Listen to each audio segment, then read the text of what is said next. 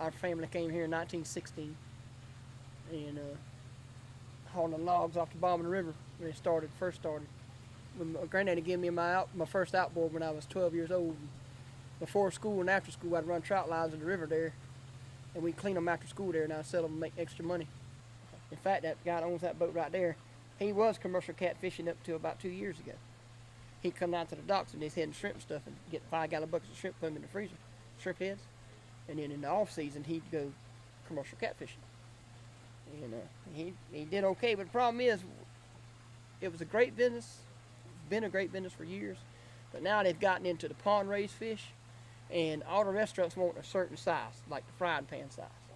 Well, when you catching them out here, you catch them from this long to that long, and there's really no medium in between them, so they don't want that, and they've gotten away from local caught catfish. Are you catching the same amount of shrimp? Or? It's starting to get a little better. We're starting to catch more shrimp, and the seasons are starting to get a little better and stuff. We've had a lot of rain, and there ain't as many shrimpers out there. See, when I was a little kid, there was 12 boats at this dock, 20 boats at that dock, 20 boats at that dock, 10 boats at that dock, and now there ain't 37 boats on this whole waterfront. And that's the most shrimp boats that I have counted on any one spot, in the state of Georgia.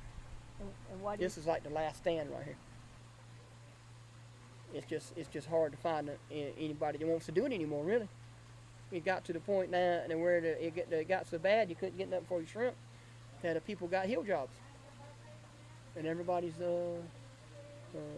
on the hill. But now the economy's real bad. I got a call today from a fella that's wanting to go back shrimping. Everybody's wanting to go back shrimping now, and there just ain't that many boats no more. Used to, you wouldn't have no problem finding a job. Your father was in the business. Yes, sir. And can you just tell us a little bit about? Well, he got his first boat, shrimping boat, when he was the year I was born in 1954, and it was a Navy launch, one of them 36-foot Navy launches that he picked up there and had a little small Ford diesel in it. Hell, we got power plants in the boats now bigger than what that engine was in that boat there, and they catch shrimp. I'm talking about, there wasn't nothing to go out there and catch 1,000, 2,000 pounds a day with a little old one net, not no 2 big old nets or 4 big old nets. I'm talking about one little old net. But that's how much the fishing industry has changed. Back then, they didn't get much for the shrimp, but they called the volume of them, and the price of fuel wasn't but 10 cents or 9 cents or something like that there. But they called volume of shrimp, and it made up the difference. And nowadays, you got to catch a hell of a volume of shrimp for the price of the fuel to make the difference in the price of fuel. And that's been like that. It's been a steady increase in that for the last 10 years.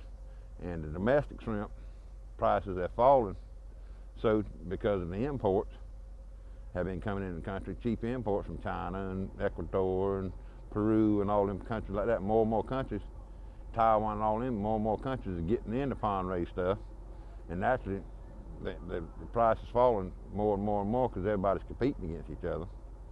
Then you turn around and you take, for years there, we used to be one of the producers, like 40% of the consumption of the seafood or shrimp in the country. Now it's down to like 12%. So every boat we lose, sink and burn like my boat did or whatever, then all they do is just import more shrimp. This here is a dying industry. How much longer it's going to last, you or I don't know. Right now you're just struggling, keeping you in it. It's just a little job. Used to you make some money and put some money back to hold you through the winter and stuff like that. You can't do that no more. One little mess up, tearing that up or something like that, and that's $2,000 or $3,000 shot, bam, that you got to overcome.